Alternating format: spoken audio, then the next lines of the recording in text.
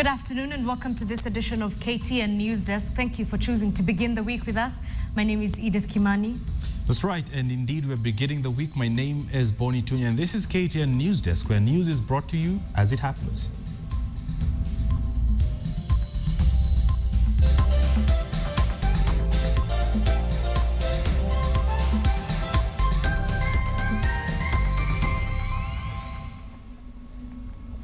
Welcome to the program. We kick off this bulletin with an update of the president's tour in the Nyanza part of the country. And President Uhuru Kenyatta is at this moment touring Kisii County in what many see as a reconciliatory mission following the political temperatures in the country. And our senior reporter Fred Omulo is in that part of the country following with the president. Fred, where exactly is the president now? The president is currently at Keumbu, which is one of the towns within Kisii County. He is heading to Kenyenya. He landed at Nyanza, then proceeded to Keroka. Now he's at Keumbu, then he's going to Kenyenya. Basically what he's doing, he's stopping at different spots and different stages, speaking with the residents in the different areas. He is accompanied with Nairobi Senator Mike Sonko, several MPs from this region, as well as court-nominated Senator Janet Ongera. Fred, what sort of messages are you hearing from the president during these stopovers? The president has stuck to his guns. Basically what he said last week in Rongo during the funeral of Dalmas Otieno's daughter Elfine, he's maintaining his stand, talking about, I want to focus on development. I want you residents to pressure your leaders to also focus on development. He's also mentioned issues related to the national dialogue, and he has maintained his stand on that issue as well. He is ready for talks, and he is ready for a core team that is not going to dictate terms, especially on issues like the IEBC. Fred, the president is obviously touring Nyanza, a region that predominantly voted for CORD. Do we have any opposition members of parliament or leaders who are playing host to the president? A few of them, a few MPs have turned up. Basically, this trip comes at a time when we are barely 2 weeks to a by-election here in Borabu. And there is a sort of gentleman's agreement within Jubilee to support the Ford People candidate. So it is said that after the final function, which he has at Kisii High School today, he will proceed to a small campaign for the Ford People candidate. Ford People, as you know, was the party that was under the former powerful minister Simeon Nachai, and it has been resurrecting. They won the Nyaribari election, which was held in December. There are a number of prominent people who are saying that they will campaign on that party come 2017 for different positions within the county.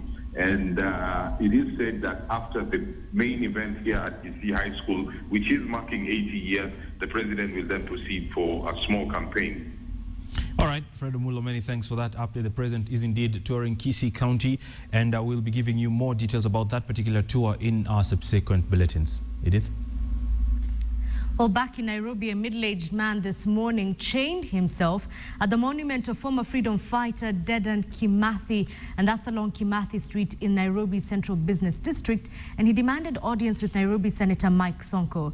Now, the man only identified himself as a nephew to the late Kimathi and said his life has been a miserable one ever since he finished college. He says that his uncle fought for the country's freedom, but that has never been achieved since he is still chained in poverty. He said he will not leave until Nairobi Senator Mike Sonko comes and intervenes.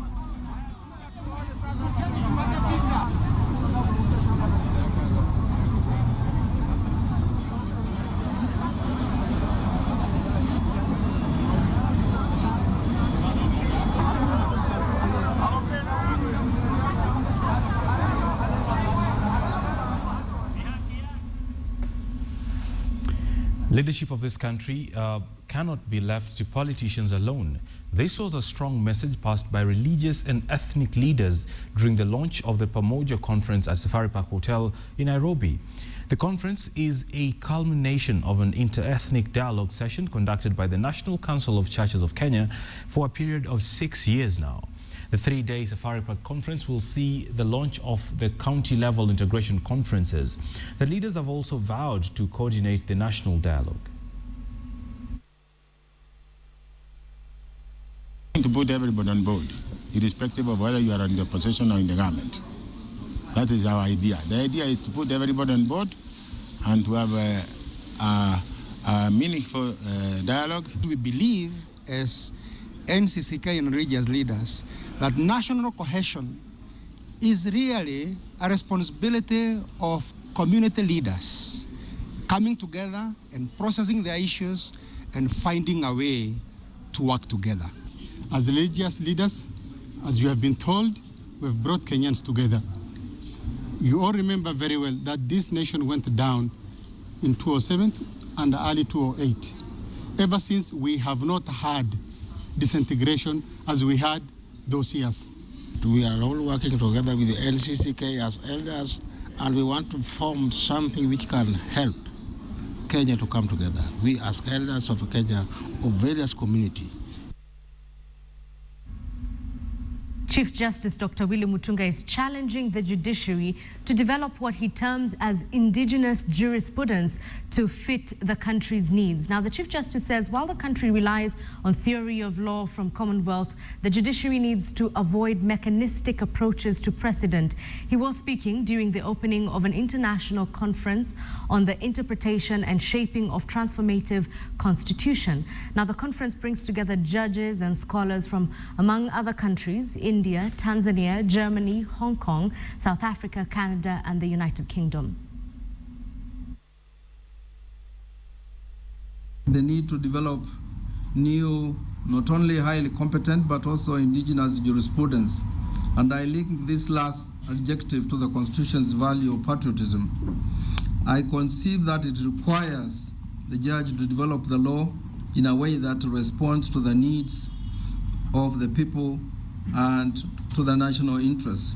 We can and should learn from other countries.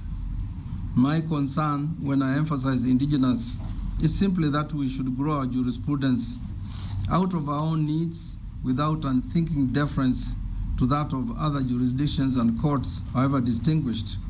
And indeed, the quality of our progressive jurisprudence should be a product for export to these distinguished jurisdictions. After all, our Constitution is the most progressive in the world. Well, talk of progress, the United Nations and Safaricom Foundation are inviting Kenyans to give their views on what kind of goals should be included in the 2015 Sustainable Development Goals. Now, you can share your views on Twitter through the hashtag is MyKenya and via Facebook page action2015.ke. The Sustainable Development Goals, which are expected to unify the world against poverty and environmental sustainability, will be launched in September 2015 and will run for 15 years. We're here today is to talk about what happens in 2015 when a new set of goals will be launched. And we're here today to launch this initiative to create awareness about the process of the finalization and development of these goals. For us, these goals represent our Transforming Lives agenda. Through our products and services and through our foundations, we firmly believe that these goals, along with our country development plans, provide a framework for us at Safaricom and our partners to prioritize what we do for Kenyans and partnering with Kenyans. This is the first of a global campaign. We're going to be doing this in many countries around the world, but Kenya is the first place that we're starting. The aim of the campaign is to kickstart a discussion or dialogue, a debate, whatever you want to call it, on the next set of development goals for Kenya. Are they the right goals? You know, are they addressing what needs to be addressed here? Are they the right goals for the continent? You know, can we have this discussion further than Kenya? Elsewhere, retired President Daniel Arap Moi has urged Kenyans to keep peace and preach unity that will enable Kenyans come together. Now, speaking after a church sermon at Kabarak during a fundraiser in aid of African Inland Church, Rafiki in Nakuru, Moi noted that the country is in a serious situation as far as the security of the country is concerned, saying it will take efforts of everyone to contain the situation. We need each one of us to make sure that he gives peace, he brings religious unity, and other things that will bring Kenyans together. Welcome back. This is KTN News Desk. As always, if you sit on this side of the studio, you know we're having our afternoon business chat, and today we want to talk matters insurance. Now, there's a new kid on the block. This kid is about 3 years old. I'm talking about Explico Insurance and their new line of products. And joining me is the General Manager, Stephen Karoki. Karibu sana. Thank you. Stephen, Maisha Poa, what's that about? Thank you, Bon. Maisha Power is a micro health product that has been developed by Explico because Explico realized that there is a large number of people who don't access medical health because of the cost of the product. We came up with a product that sells en masse to the public. Right. It's accessible, it's very cheap, gives very comparative benefits to the other conventional medical insurance covers. Stephen, looking at insurance industry in the past few years, there's a lot that has changed, and most of this is by way of the distribution channels keep changing, you know, and has been the use of IT, the use of mobile phones and technology that is coming in. But from where you sit, what do you see as has been the most important piece of innovation in the distribution of insurance products? Thank you. There has been a lot of changes, and especially in terms of technology. We have seen many products being distributed, not through the conventional brokers and agents, but also through the mobile phones.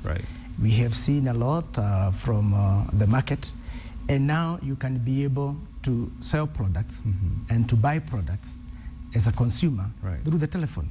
You can be able to dial certain numbers, you can be registered, you can be able to pay, and we are moving to a section where even claims proceeds can even be paid through the mobile phones. So have this kind of innovations, how have they affected your doing business? Are we seeing overheads go down because of this?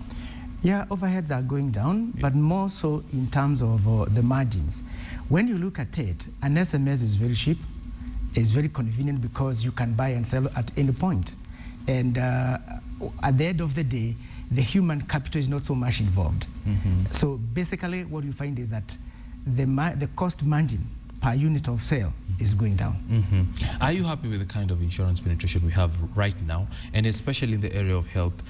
From top of your mind, what needs to be done to improve this? Well, I think to get large numbers, we need to have more innovative products in this particular area. We need to invest more, even in terms of machinery and equipment, to do a CT scan. In an ordinary hospital, you'll be able to be charged 24,000. That's a lot of money for an average Kenyan. We should have more people coming together, more participation from the underwriters in that particular respect, so that the unit cost for these charges goes down. We still have not had a lot of control in terms of costing. If you go to hospitals, you're told you pay for a CT scan, 24,000, you have very few options left. It's the high time that also the government, as well as the private sector, comes in handy to assist in these areas. Look at also the cost of things like dialysis. It's expensive. And that's why you find that most of our people are suffering because they cannot be able to raise the funds to meet some of these fees that are charged. And the days of the harambes are long gone.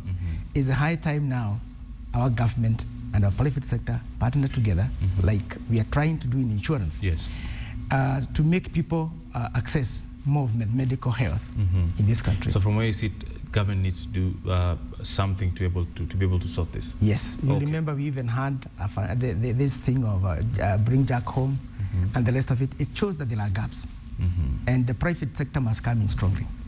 Through, like now, what we're trying to do by offering this kind of a product. This product is so simple. It's 65 shillings a day, and you'll be able to access inpatient health in case of any sickness, outpatient for a family so of what 4. you're saying is that there's room for smaller players in this? Yes. Okay. Yeah. Great, fantastic. I've been speaking to Stephen Karoki, who's the general manager at Explico Insurance, on his new product. And you can catch him on his website on Explico, on that particular product that they're launching. Edith? All right, we're wrapping this up. Standardmedia.co.ke is the website you need to be reading. Did you know Google Maps calculates traffic by tracking how fast Android devices are moving on the road? That is very, very clever, Google I don't have Maps. an Android device. You don't need to have an Android device. Maybe someone next to you will have one. I don't have people next to me with Android devices. Oh, dear God. All right, this is where we wind up this edition of KTN News Desk. Good afternoon. Good afternoon. My name is Bonnie Twinya.